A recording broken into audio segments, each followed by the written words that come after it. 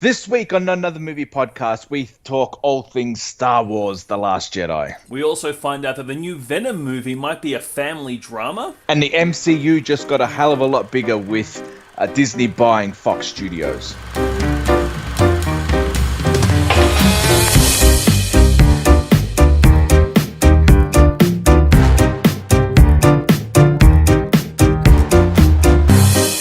Hello and welcome back to Not Another Movie Podcast. I'm Sean Pierce. And I am Sean Kelly. And this has been a week that we've been waiting 2 years for, and that is we've finally seen Star Wars: The Last Jedi, and we're going to let you know what we thought of this film. Exactly right. We'll do some spoiler-free to begin with, and then we'll get to the good stuff later on in the podcast.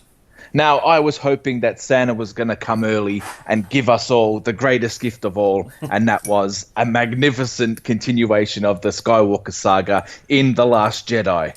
But unfortunately, I think Santa fell short on this film. Overall I agree. I think that the movie suffers from a lot of bloat, and if they trimmed it down and just kept the good stuff, because there were some really awesome moments in there. Yeah. But they did not, unfortunately, make the entire film. No, I 100% agree with you.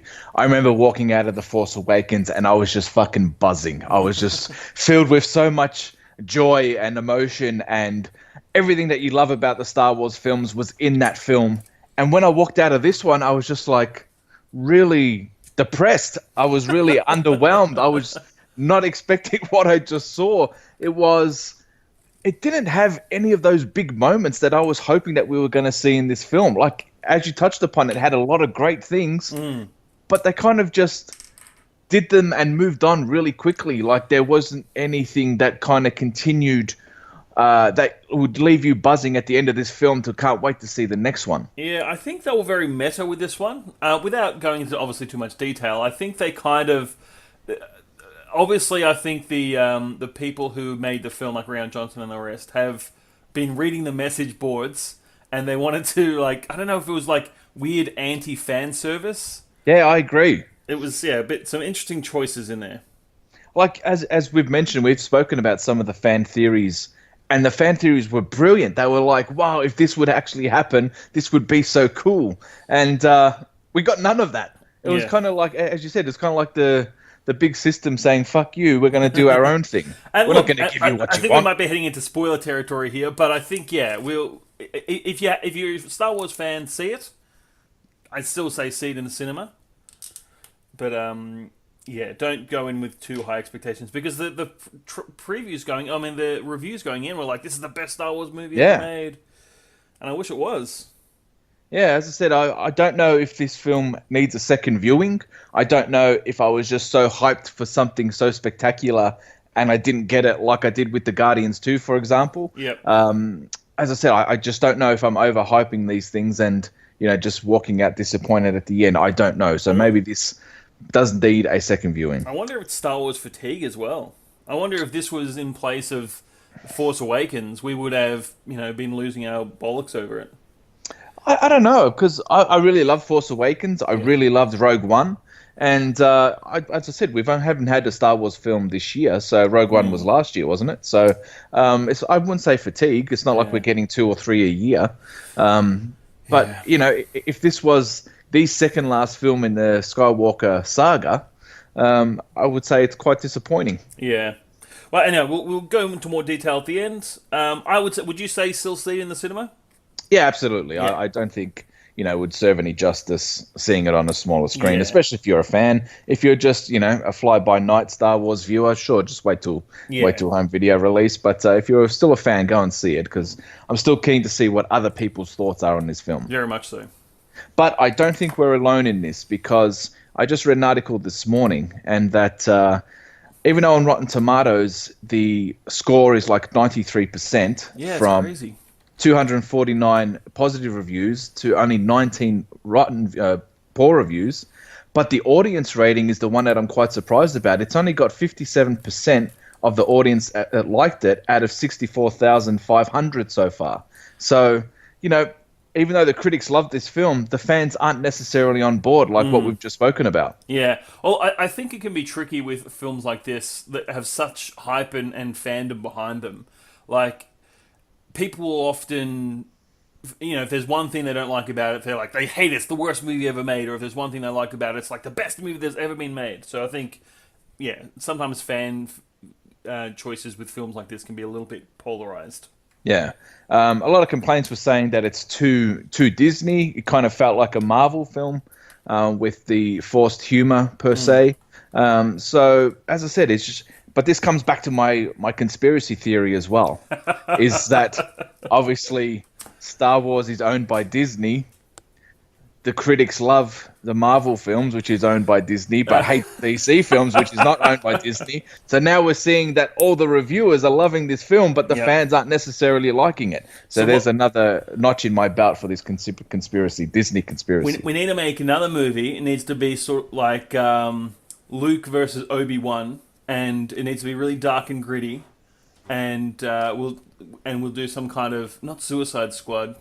Oh, that was Rogue One, wasn't it? Rogue One was their Suicide Squad. Well, I was trying to find a way to make sure they got the same mother's name. How's that? Yeah, that's it. Yeah, exactly right. Save Leia. How do you know that name? Every second person in this universe is called Leia. Yeah, okay. Anyway, worthwhile. All right, well, let's kick into the movie news, shall we? Ladies and gentlemen, can I please have your attention? I've just been handed an urgent and horrifying news story. All right, well, a massive trailer dropped this week, and I am so excited for this film that I'm actually going to read the book beforehand, and that is Steven Spielberg's new film, Ready Player One. Now, did you see this trailer? I did, yeah. It's My God, this looks so cool. It does look cool. Apparently, and I've not read the book, but apparently it's quite different, but in a good way. Yeah. No, the trailer itself, if you really want to look deep into it, you can go and see all these different people have slowed down the trailer, and you can see all these awesome 80s figures appear in this film. Like we saw King Kong, we've seen the DeLorean, we've seen the 1966 Batman, we've seen the Iron Giant. There was even the Joker and Harley Quinn thrown in there as well. There's characters from Street Fighter, there's characters from all these different video games. As I said, this could just be like a pop culture orgasm in one film. It looks like this. So like, this is playing into all the fanboy and all the fan nerds to go and get these people into the cinema to see this film. This could potentially be huge, but it could also be a massive flop as well. I think it's going to be Hunger Games. I think it strikes me as very much that kind of a movie. Like it seems like the plot will be, monolithic government. There's a rebellion. Somebody, the chosen one, steps forward. They eventually overthrow everything. That's fine. Like, I think that's good, and just throw some 80s, but also very modern. Like, there's Overwatch characters and things in there as well. So they've done their homework. No, they have, and I'm really looking forward to this one. This film could be anything, and especially seeing Spielberg go back into this realm. Like, he's kind of done a lot of serious films of late, apart from the the BFG that flopped last year. He hasn't really gone back into this world that he's been so good at. So to see him go back into that, I'm really excited to see. I'll definitely be seeing this really. Did you see all the controversy about the poster? No. It was just silly. If you haven't seen it, don't worry. I probably shouldn't have brought it up. Makes a great podcasting because it is a visual gag. Have you seen the poster? No. Okay then. Moving on. No, the poster looks cool. There was just all this debate about whether his leg was too long. Never mind. I think you had to be there. I think so. All right, well, the big, massive story of the week, and it's the one that we've also been looking forward to and praying that it would happen, is that Disney has finally bought Fox Studios, while the movie and the television part of it. Fox is still keeping their news, their sports, and everything else, but everything movie-related has gone over to Disney, which includes all the Marvel properties that Fox have been screwing over for the last 10 years, the likes of the X-Men, the Fantastic Four, Deadpool, and everything in that cosmic realm, which is so perfect because where we're going in the next 10 years in the MCU is exactly what is happening, over at Fox. So the sandpit just got a hell of a lot bigger. But not only have they got all those Marvel films, they've also got the likes of Alien, Predator, Avatar, Die Hard, Planet of the Apes, Kingsman. The list goes on. So Disney is just going to own everything in the next 10 to 15 years. Did you see? I don't know if you read the Cloud Atlas book, but in that they call movies Disney's because in that future, Disney owns all the media. That's hilarious. Yeah. And look, I want to preface this by saying, yes, there's a lot of negativity around this, and I completely understand that there's the potential monopolization danger. But at the same time, like, let's see a good Galactus movie. Yeah. Let's focus on the important things here. Look, and this might be the reason why Feige isn't telling us what's happening after the films that we spoke about a couple of weeks ago, because maybe this was in the pipeline, and maybe they might start writing into their films now that they could be these other characters that in this whole new world that's going to open up into the world that we have already. I wonder if they had multiple scripts, depending on the outcome. It's possible. I mean, we saw it with Spider-Man. Civil War was pretty much written, and when they got the rights to Spider-Man, they rewrote it and wrote him into the film. So anything could happen. But there has been some possible ramifications from this, and I just want to go through a couple and get your thoughts, is that we're getting a new X-Men film, I think, next year. There's talks that they could actually scrap the whole thing because they wouldn't want to, or Disney now owns it. Why would they want to release a X-Men film that doesn't tie into their Marvel universe? So, especially a sequel to a film which wasn't really well regarded. No, that's right. So we're supposed to be getting X-Men: The Dark Phoenix next year, and that opens around the similar same time as the Avengers 4 film. So, if they're distributing both, will they want to close off that thing, or will they rather just scrap it and then get it rewritten into their own Marvel universe? Yeah, I look, they might. We don't know the details of the contract. Maybe part of it they have to go through with these things. I don't know, but I would not be surprised to see it either moved, maybe even hastily just got out as quickly as possible so they can move on to the next thing. Yeah, or just scrapped, or maybe integrated. Who knows? Yeah, who knows? Dark Phoenix versus Thanos. That's pretty cool. I would have liked to have seen the Dark Phoenix film, and I would have liked to have seen, like, obviously we started with X-Men First Class, and we've gone through each decade. I would have liked to have seen them get to where the first X-Men film started it. So, but who knows if we're even going to get there anymore. It would have been great to see if they were going to go like the 90s costumes, because they're pretty awesome. Yeah, they are pretty awesome. But there's also a lot of films that could be cancelled out of this deal as well. A couple of weeks ago, we spoke about a Logan spin-off film revolving around X-23. Done. I severely doubt that's not going to happen. We've spoken about an X-Force film. Now, this could still happen because I don't think they're going to kill off Deadpool. No. And I don't think that's a cash cow for them. So I still think that one could happen along with a Deadpool 3 film to finish off that trilogy. But the likes of the Gambit film that's been in pre-production hell for the last 5 years with Channing Tatum, you can pretty much scrap that. Yeah. There was announced a couple of weeks ago that James Franco was going to be in a multi-man film. That's not going to happen. And then we spoke about Ben Mendelsohn hopefully playing Doctor Doom in a spin-off film, and he's starting his own world. That definitely ain't going to happen now. So, we can go back and edit all those podcasts because that shit ain't happening. But some of those ideas could be integrated into the main line. I mean, they've already got Ben Mendelsohn in Disney, so just bring him over for a DD. I'd be happy with that. Yeah, absolutely. Well, the Disney chief, he actually spoke about Deadpool and obviously R-rated films, because we know Disney already want to make nice family films and they want to make something for the mass audience. But he came out and said, Bob Iger came out and said that clearly Deadpool has been and will be a Marvel-branded film, but we think there might be an opportunity for a Marvel R-rated brand for something like Deadpool. As long as we let the audience know that it is an R-rated film, we think we can manage that. Yeah, look, they just release it under a different label. Absolutely. It's not an issue for those guys. They know what they're doing. But in saying that too, does that mean Deadpool has to stay standalone, or can he come and play in the MCU? Can he finally meet up with the X-Men? That's the big question. Yeah, look, who knows? I'll leave that to the number crunchers. But I don't think he's ever going to be setting foot in an Avengers movie or anything like that. It's just the styles are too different. Look, I can live with him not being in the MCU, but you'd still like to see him be or team up with Wolverine at least. You'd still love to see those two bounce off each other. Yeah, I'd love to see like an old man like Logan and Deadpool. That would be pretty cool. Yeah. Look, I wonder if this might entice Hugh Jackman to come out of retirement, to finally get his one-on-one chance with Ryan Reynolds' Deadpool. That would be awesome. That wasn't that shit matchup that we got in the first Wolverine film. So fingers crossed, you never know. I would love it if the opening scene there would just be like Logan apologizing for that movie.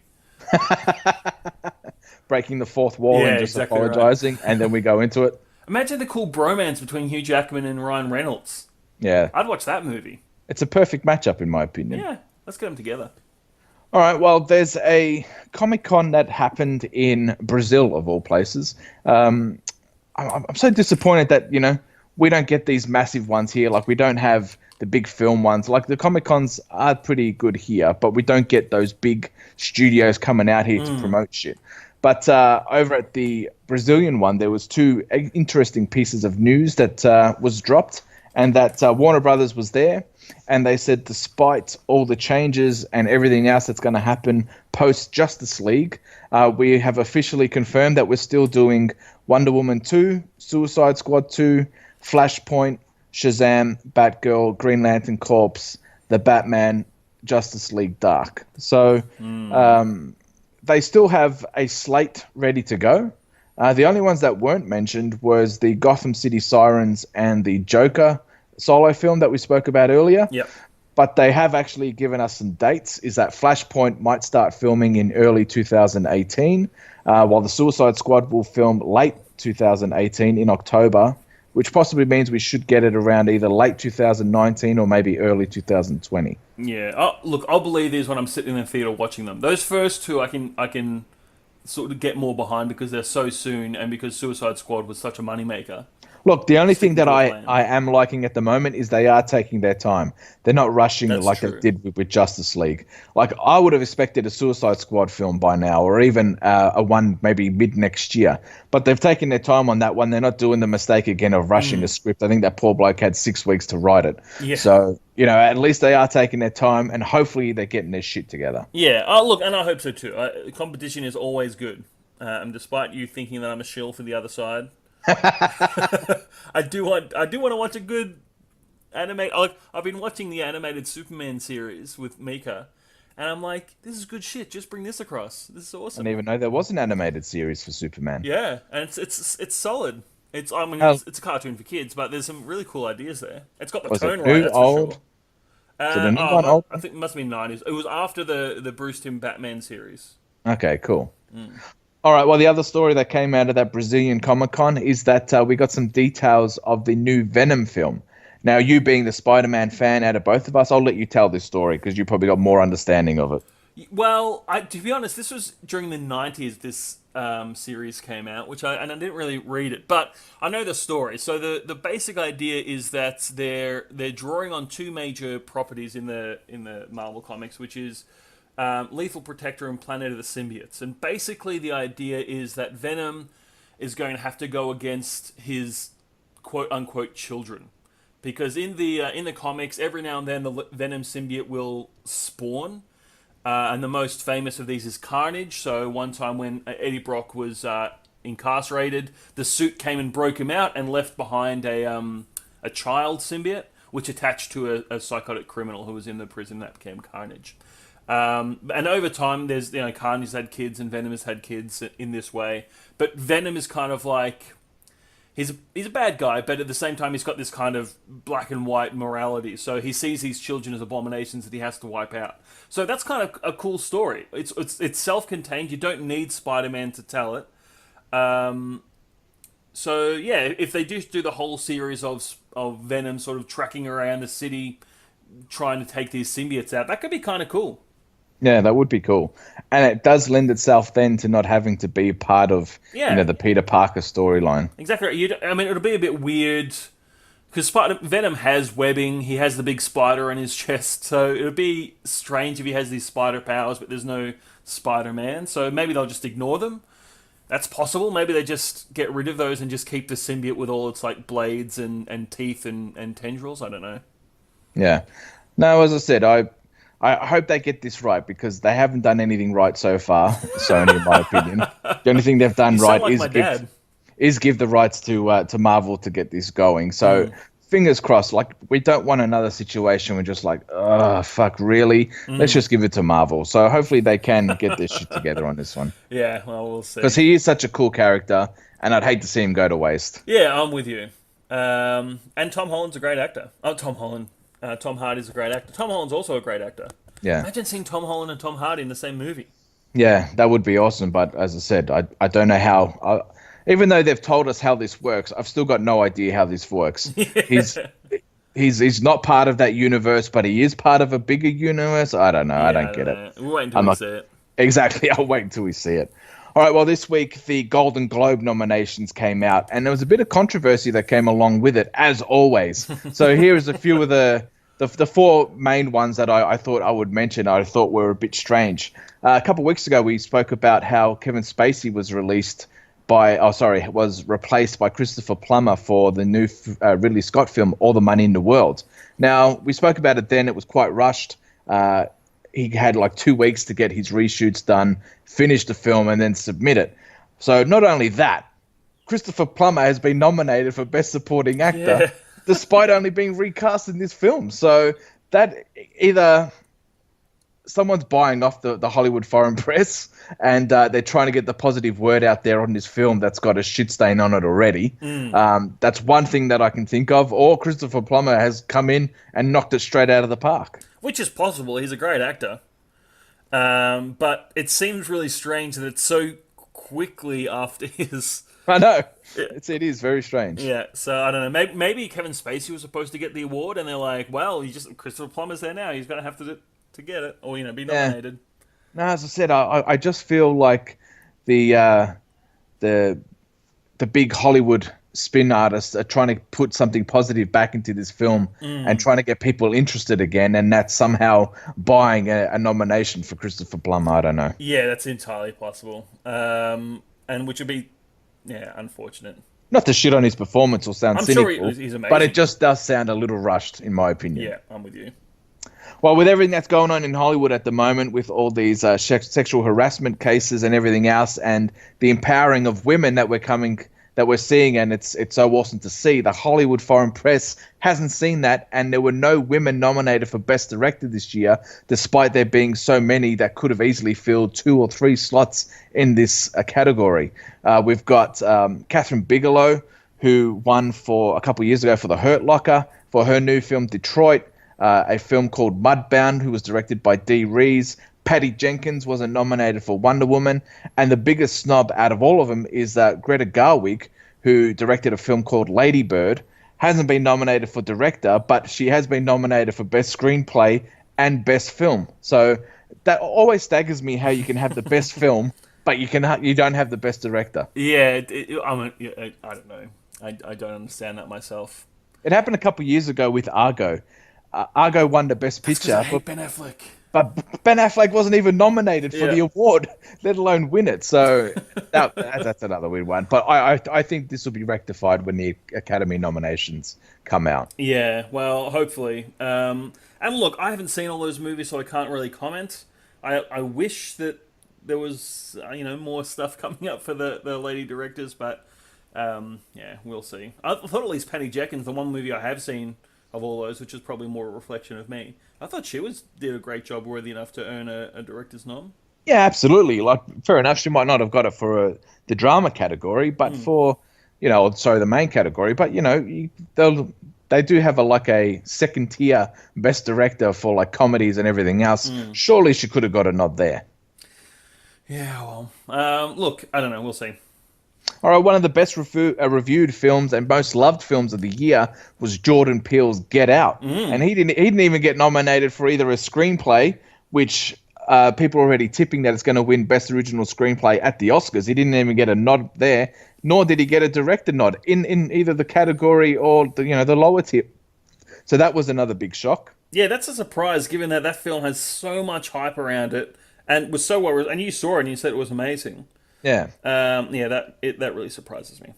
And also, there was a film came out this year called The Big Sick, and it was written and directed by Kumail Nanjiani, and he missed out on everything. He missed out on a acting nomination, a Best Picture nomination, and a Best Screenplay, which was heavily tipped that they would dominate, those 3 categories, and got 0 love at all. Well, I have not seen it, but I don't know. Apparently critically acclaimed, so. Yeah, well, those are the big 4 sticking points out of the exactly Golden Globe nominations. Which is, I don't know. Is this a throwback to days when this kind of discrimination was more prevalent? And I'm not saying there's people who are deciding these things are twirling their moustaches and being evil, but is it just culturally there's a very sort of one type of person who's voting on these things? I don't know.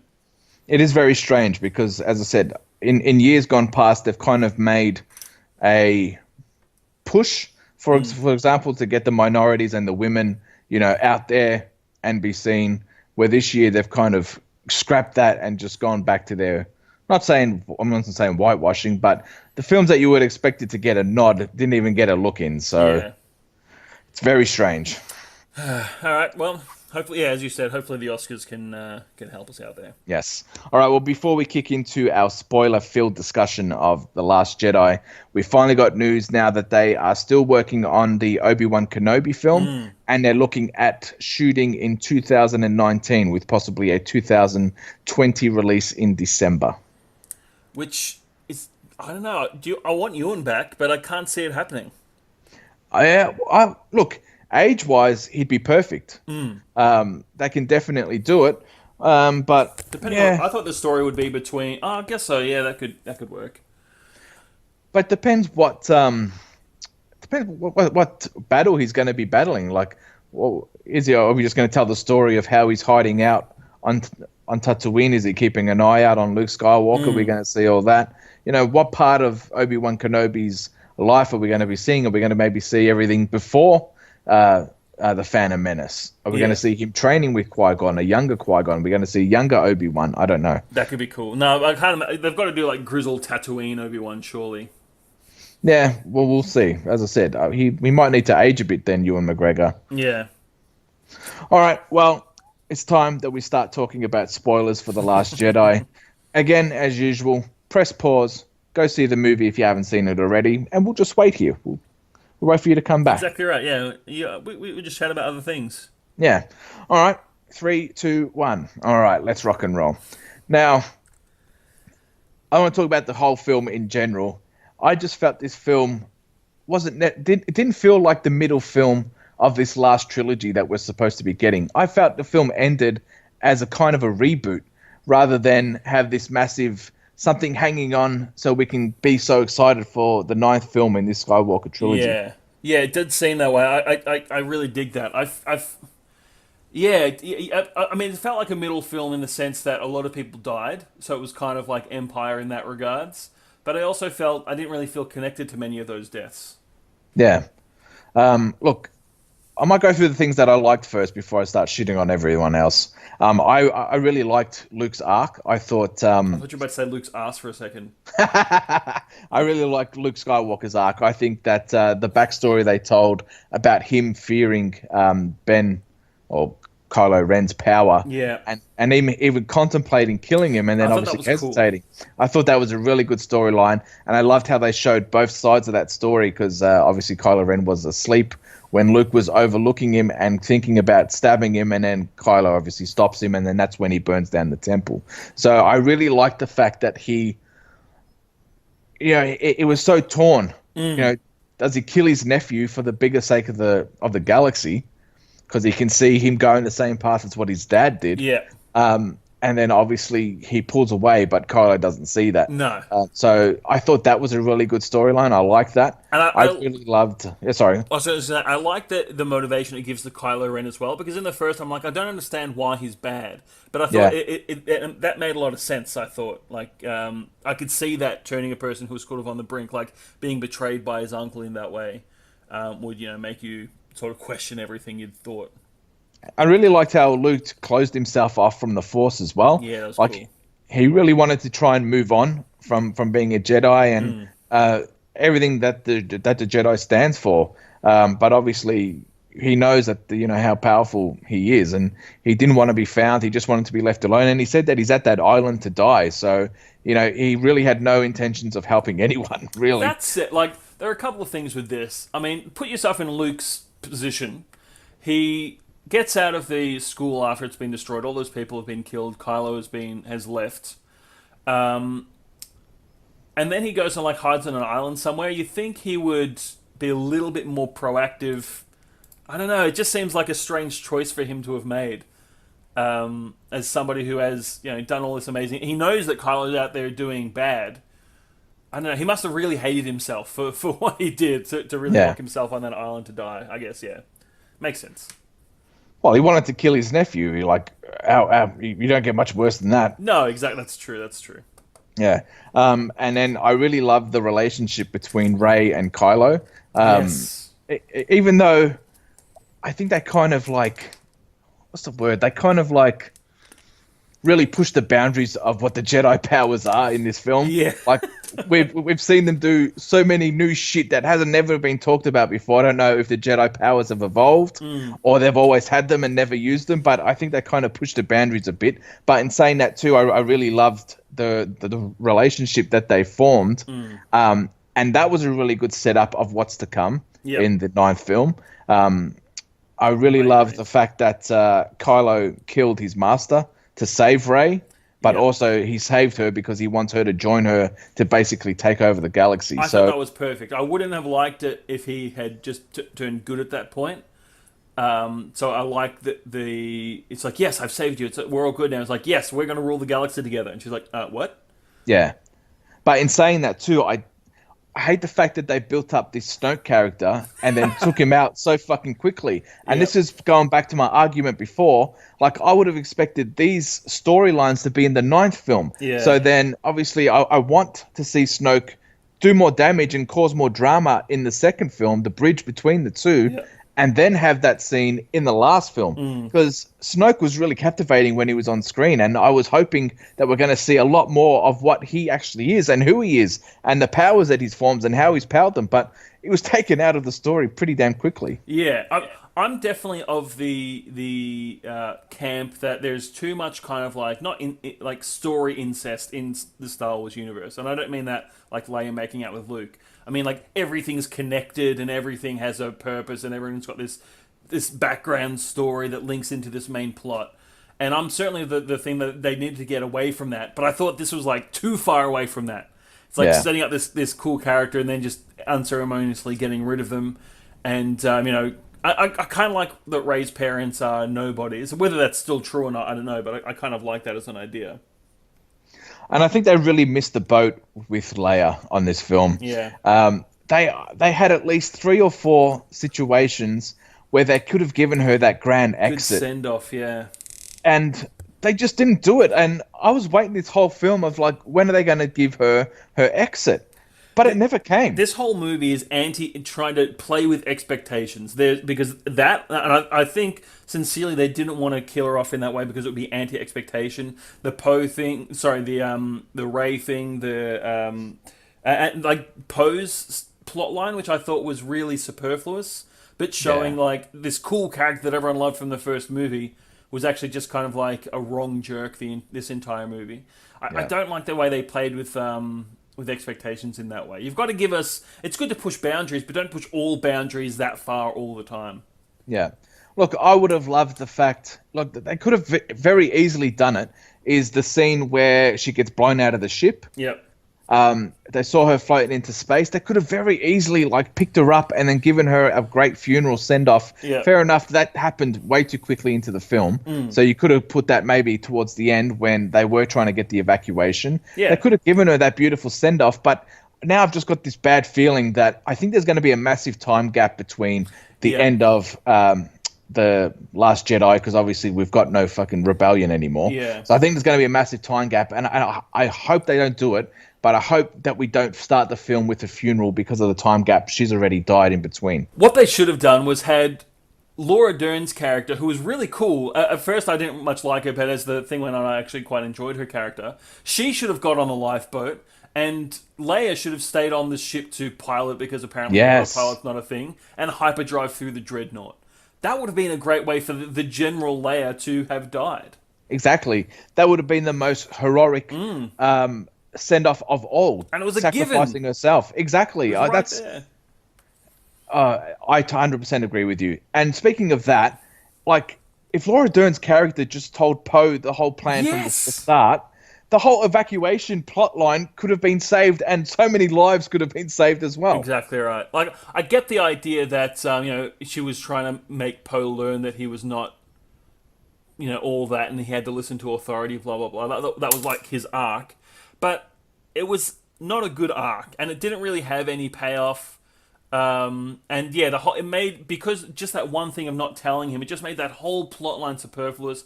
It made the Rose character kind of unnecessary. Yeah. And Finn's story didn't Finn didn't learn or grow or do anything really in this. Like I don't understand what that whole. They could have got rid of that whole thing. At the beginning of the film, Poe could have said, "I'm needed somewhere else in the galaxy," and flown off away and come back right at the end, and it would have been a better movie. And I love the character of Poe, but it just was not needed in this movie. But there was nothing that stopped her from telling Poe the plan. No. If they had built some type of drama where she was trying to get the message to him, so then we wouldn't have to go through this whole evacuation plot bullshit, then that would have made a better part of it. But they didn't. There was nothing stopping her from telling Poe, this is what the plan is. Yeah, except for her arrogance or whatever, I don't know. And as you said, she wanted to put him in his place because he had been already demoted. Yeah. I'm putting that in commas here. But as I said, they just went on subplots that weren't necessarily. Yes. And the one that is the biggest sticking point in every review that I've read and every YouTube video that I've watched is the Finn subplot. That was horrendously bad. Horrendously bad. Unnecessary, adding nothing. Benicio del Toro completely wasted. Look, I like the fact that they were able to track through light speed, but as soon as Poe said, we need to get on that ship and take out the tracker so then they won't track us, I'm like, oh no, this just sounds so fucking ridiculous. So dumb, yeah. And I expected a hell of a lot more from Rian Johnson. He's an intelligent director, and for him to throw something as stupid as that into the storyline, which threw us into this whole subplot that was completely unnecessarily. We went to this fucking island with this shit casino, and then they tried to tell the story about humanity and these oxes that were being forced to race, and kids that were like, fair enough. I know you got a message that you want to sell, but this ain't the place to sell it. No, exactly right. And as you said, the Finn Rose relationship was just painful to watch, in my opinion. I thought Finn was so cool in the first one, and to see him be used like this in the second one was just a complete waste. Yeah, well, in the first one, he had a point. Like there was a story there about his redemption and that kind of thing. Whereas in this one, that didn't exist. He didn't learn anything. He didn't develop or grow as a character. Like, he learned that there's slavery in the universe. Dude, he was a slave. He understands that. Like, there's no issues there. Yeah. And I actually quite liked the Rose character as a character, but she was superfluous in this movie. There was nothing... It was, unnecessary. I think that's the key word here. And then at the end of the day, they didn't even turn the tracker off. No. So, and a hell of a lot of people died from their actions. So, as I said, the whole subplot was completely... And I hated Benicio del Toro in this film. I love that bloke, but fuck, he was useless in this film. And I don't no idea what he was doing with that stutter. It was just horrible to watch. And again, a character which had no arc, had no point, nothing going on. He shows up. He's not the guy that they're looking for, but he just happens to have all the same skills that they need for some reason. And then he magically happens to have some time that we never see where he interacts with the Empire and rats them out. I don't know, completely dumb. And again, Phasma, I was really excited to have her coming back. And they actually had some... they started to give her a little bit of character when she was kind of like... calling him scum and he's a glitch in the program or whatever, like calling Finn that. So she's got this kind of like hyper authoritarian element to her. I'm like, okay, so we're starting to kind of see who she is, and then they just throw her into a fireball. It's like, well, that's unnecessary. I know. If she doesn't come back with like a scarred face or anything, I'm going to be really upset. I actually just have a feeling she was just there to sell toys, in my opinion. Yeah, I completely agree. What they should have done, I was talking to a friend of mine about this, and he suggested get rid of General Hux or whatever his name is. I can't remember his name. Yeah, Hux. When Kylo took over the Empire, or the First Order, they have like a clash because obviously they're both after the same amount of power. But Phasma comes in as like the leader of the armed forces and takes him out, and then you've got Kylo and then Phasma as the number 2. Like, that would be a much cooler situation. And that leads into the third film, where you have the confrontation between Finn and Phasma. Yeah. Well, that's the thing. I would have liked to have seen that continue and then put the exclamation point in the third film for that. That and build the tension. Like, you could have given Finn a subplot just with Phasma alone. Yes. Like, you didn't have to send him on this bullshit quest that he was on. His whole subplot could have been a subplot that involved Captain Phasma, and it would have been so cool. You could have built that tension, and then that carries on into the third film. Yes. Then obviously you could have had the tension between Kylo and Snoke build up in this film, and then carry on, and then have that at exclamation point in the third film. But they just didn't go that. They kind of wasted their opportunities, just like they did with Darth Maul in the Phantom Menace. I think they would have learned from that. Exactly. They could have carried on that quest for revenge that Obi-Wan could have had for Darth Maul into the second film. Yeah. And same with these two characters. There was, as I said, they just wasted it. And that's why I've got this feeling now that we're going to see this massive time jump between the second and third film. Yeah. Where, because we haven't got anything that's carrying over, now they have to rebuild their army. Yes. To take on Kylo Ren. I will say, I do like that Ben is now the leader of the First Order, and if Snoke had to die for that to happen, I'm sort of okay with that. But yeah, I agree. There was too much of it. If it was just Snoke that they wasted, I would have been more okay with it. But they wasted Leia's death, Phasma again. Even the General Hux, I think, is kind of unnecessary, and Rose. There was just so much unnecessary superfluousness in this. Well, movie. I actually like General Hux. I thought, I think they built him up really nicely in The Force Awakens. Like, you've got this Nazi type leader, and I would have loved to have seen, Hux and basically Kylo kind of battle it out to get to that position. Where Hux in this film, he was just kind of used as like a punching bag. He was kind of used as a joke. Yes. Like Kylo Ren would just throw against a wall or choke him when he had to. It kind of lost that presence that was built in that first film. Yeah, I agree. He had no authority in this movie whatsoever. I mean, the first thing we see of him is his whole thing being blown up. There's a joke about him saying he's happy that the Emperor is that Snoke is calling. And then Snoke basically, throws him around. Yeah. So they were my main issues with this film. And those little bloody penguin birds, whatever. Yeah, the porgs. I thought this was too creature heavy too. As I said, I was just expecting so much more from Rian Johnson, but at the end of the day, he is just making a Star Wars film. He's not like, we do have to have all these bullshit creatures in there so we can sell toys, and I understand that. But as I said, I was just expecting a lot more intelligent from him. Yeah. But in saying that too, visually, this film looks better than any of the Star Wars films that we've seen so far. I do agree with that. That battle at the end on the salt flats with the red spray was really cool. There's a scene where Luke Skywalker is standing there, and you've got the sun behind the AT-ATs, and you've just got these beautiful silhouettes of him facing the AT-ATs by himself. That, if I can get that as a screensaver, I would love that, because that looks brilliant. As you said, the trail of red coming off the salts was beautiful to watch. Snoke's throne room was awesome. Yeah. With all the other bad the guys. guards. Yeah. As I said, visually it was beautiful, and visually, hands down, it looked better than any of the Star Wars films that we've seen so far. But as I said, I just think they missed the mark on a lot of subplots and a lot of character development, which we've just spoken about. Yeah, completely agree. All right, well, we would love to hear what you think. I think, and because my uncle, he's a mad Star Wars guy as well, and he's actually part of the 501st, where they actually, put all the costumes on and they go to events. And even he was saying he's gone on the message boards of the 501st, and everyone's basically saying the same thing we are. So I think critically this film was a hit, but it wasn't necessarily a hit with the fans. Yeah.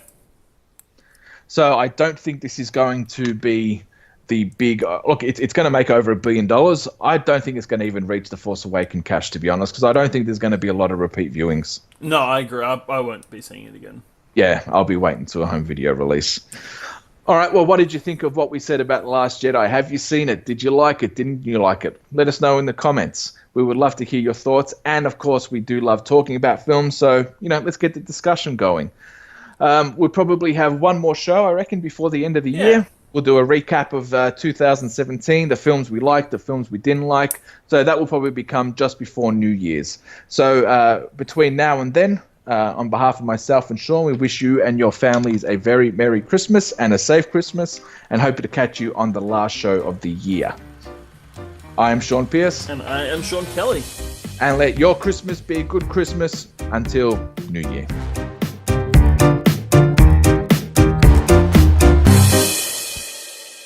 Oh, I forgot to talk about Yoda as well. Oh yeah, it's true. I actually forgot. I thought he looked really good. I thought he looked good. They went with the puppet. the Muppet, which is good. Yeah, I thought that was good. A bit silly though, because the Jedi books were in the Millennium Falcon. So Yes. why did he burn the tree down? I don't know. I think he's just fucking with him.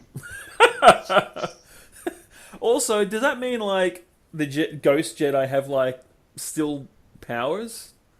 Because he made it lightning. Like that's pretty good. Why don't Ghost Jedi just go around and like sort the shit out in the galaxy? Yeah, this is true. Anyway. Yeah, you're right. Yeah, I agree with you. Why Yoda should just show up in Kylo Ren's house and be like, lightning bolt, you're dead.